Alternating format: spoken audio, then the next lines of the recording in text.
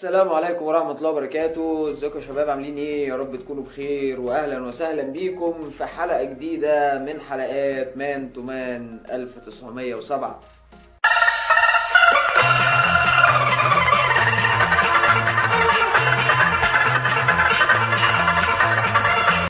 الحقيقة الحلقة دي ما كانتش في الحسبان خالص، لكننا خدنا قرار ان احنا نسجل الحلقة دي طبعا لسببين مهمين جدا. الاول فيهم تحذير شديد اللهجة، والتاني هو رسالة. فانا سألتك سؤال وقلت لك كيف تلعب كرة القدم؟ هيكون ردك البديهي هو انه كرة القدم بتلعب طبعا في ملعب او استاد او ايا كان يعني المسمى، لكنه في النهاية اللعب بيكون على ارضية ميدان يعني.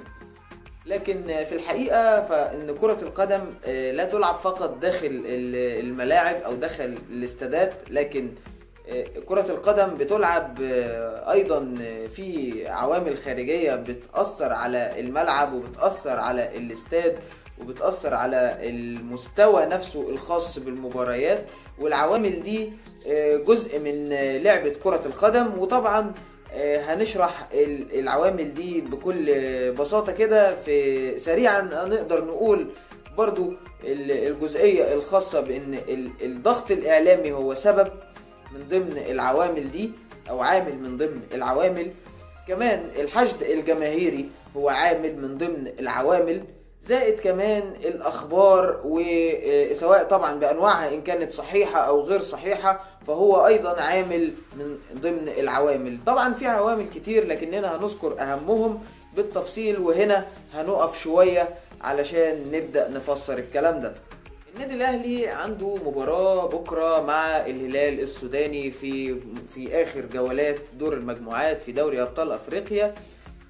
فبيبدأ طبعا الإعلام الضغط الإعلامي السوداني طبعا بمساعدة من الغريم التقليدي للنادي الأهلي، الإعلام الخاص أو بعض وسائل الإعلام الخاصة بنادي الزمالك، طبعا في مساعدة الهلال في الحملة الإعلامية للضغط طبعا على النادي الأهلي من الجزئية الخاصة بأنه ممكن حدوث شغب جماهيري وخلافه، يعني من ضمن الحاجات اللي ممكن يتم ذكرها في نقطة وجزئية زي دي. زائد كمان انه النادي الاهلي كان سريع الرد في الجزئية دي، وخاصة مع طلبه اللي طبعا للجهات الامنية بحضور عدد كبير من الجمهور سعة استاد القاهرة بالكامل. ولكن طبعا لما ما تمش الموافقة على الطلب الخاص بالنادي الأهلي وما تمش الموافقة على حضور الساعة الكاملة لاستاد القاهرة، برضو تم الموافقة على عدد 50,000 مشجع، وده عدد كبير برضو، عدد لا يستهان به. طبعا هو جزء بسيط من جمهور النادي الأهلي سواء في مصر أو الشرق الأوسط عامة، ولكن هو جزء مهم جدا في مباراة زي دي ان هو يكون موجود، وخصوصا مصيرية المباراة طبعا في التأهل. وفي الحالة دي طبعا بيبدأ الأندية المنافسة في لعب الخطة الأخيرة أو الجزئية الأخيرة من اللعبة الخاصة بالعوامل، وهي طبعا جزئية الأخبار. والأخبار هنا هتلاقيها بتنقسم لنوعين. قسم أول وهو اللاعبين الموجودين داخل النادي، ويتم نشر أخبار إن أندية سواء أوروبية أو عربية مهتمة جدا للتعاقد مع هؤلاء اللاعبين.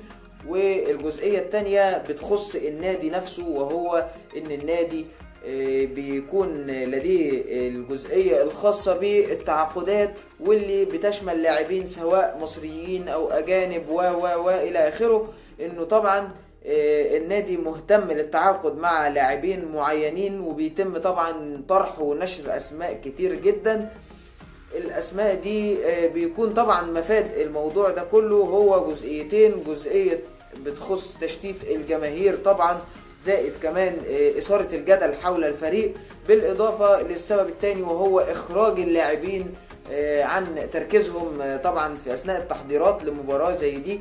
وهتلاقي الجزئيتين دول بيحصلوا دايما مع النادي الأهلي مع كل مباراة مهمة النادي الأهلي بيلعبها، وهتشوف إن هي بتتكرر باستمرار. للأسف كتير من الجماهير بتقع في أخطاء، طبعا الجزء الأخير وهو اللي بيخص اللاعبين والانتقالات وإلى آخره. هذا الكلام طبعا ما بيحصلش في منتصف الموسم، وهتلاحظ دايما انه بيحصل اثناء المباريات الحساسة للنادي الأهلي، وكمان الفريق ما بيكونش في افضل حالاته في المراحل اللي بيتم فيها اللعب على هذا الوتر. بالاضافه كمان انه النادي بيكون محتاج العكس تماما، محتاج الاستقرار، اللاعبين محتاجين الدعم والتركيز اثناء طبعا الفتره اللي بيمروا فيها بظروف سيئه. وطبعا مع الكلام ده كله اتمنى انه جماهير النادي الاهلي ما تقعش في هذه الغلطه، او ما تقعش في هذا الفخ اللي دايما بيكون منصوب وخلاص. يعني هو مفهوم مجريات اللعبة بتكون ازاي، ولكن في النهاية طبعا لابد انه يكون في وعي من جمهور النادي الاهلي تجاه هذه النقطة المهمة. اللي حابب اوجهها للاعبي النادي الاهلي خلال المباراة، انا حابب بس ان اعرفهم او اقول لهم انه انت بتلعب في اكبر نادي في افريقيا. لو مش فاهم او عارف او واعي لده، اتمنى انك تكون على قد المسؤولية اللي ملقاة على عاتقك في خلال المرحلة دي، واللي كنت سبب رئيسي من انكم وصلتم للمباراة الحساسة اللي احنا بنلعبها ان شاء الله، او هنلعبها لسه خلال الجولة الاخيرة من دوري ابطال افريقيا. ولكن انت كنت سبب رئيسي كلاعب ضمن مجموعة لاعبين جوه النادي بان احنا وصلنا للمرحلة السيئة دي. فحاول انك تصلح الصورة، وحاول انك تصحح مسارك، وفوق ده كله لازم تلعب المباراة كأنها مباراة نهائية، ما ينفعش تخسرها. لازم تلعب المباراة وكأنها نهائي واخر نهائي في مسيرتك هتلعبه، مش مجرد مباراة بتحسم امر الصعود من غيره، قد ما هي مباراة رد اعتبار. مباراة لازم مش عشان النادي، عشانك قبل النادي لازم تكون يعني عندك الجزئية والحمية الخاصة بانك انت لازم تحقق الانتصار على الفريق ده بالاخص. زائد كمان انه انت ما عندكش خيارات تانية، يعني ما عندكش حلول ولا بدايل، ومفيش خيار سوى الفوز. يعني انت وضعت نفسك في جزئية ما ينفعش غير انك تفوز، ما عندكش حلول غير انك تفوز، ما عندكش حلول غير انك تتأهل وبعدد وافر كمان من الاهداف. يعني ما عندكش حتى الجزئية الخاصة بانك انت الامور كويسة 1-0 2-0، لا، عدد كبير من الاهداف. ده رد اعتبار مش اكتر، رد اعتبار النادي الاهلي طبعا كبير. لازم تكون عارف كويس النقطة دي كلاعب جوه النادي الاهلي، لانه لا قدر الله لو حصل اي حاجة غير الفوز انت ما عندكش اعذار، مفيش اعذار، ما حدش هيلتمس لك اي عذر، ولا جمهور ولا غيره ولا ادارة ولا اي حد. هتكون نهاية سيئة جدا لكتير جدا من اللعيبة. لكن هنرجع نقول ان المباراة هي من اهم مباريات النادي الاهلي، لانها في النهاية بتحدد مصير موسم، ما بتحددش مصير يعني هي مش مباراة او بطولة، لا ده بالعكس، ده هتأثر عليك لما تبقى من الموسم الحالي. فبالتالي هي مباراة مهمة جدا، لازم تكون مقدر وعارف النقطة دي كويس.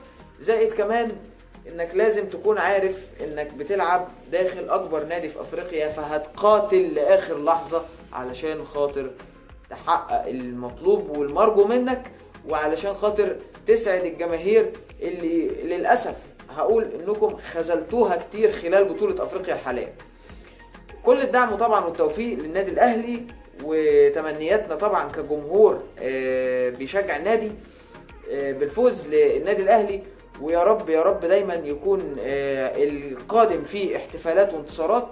وطبعا بنشكركم على حسن الاستماع، ونلتقي بكم ان شاء الله بعد مباراة الهلال السوداني غدا، وان شاء الله نكون حققنا نتيجة المرجوة. وكل الدعم طبعا وكل التمنيات بالفوز والانتصار طبعا للنادي الاهلي. وبحب نشكركم طبعا على حسن الاستماع، وانتظرونا ان شاء الله في حلقات جاية من مان تو مان 1907. شكرا جدا، والسلام عليكم ورحمة الله وبركاته.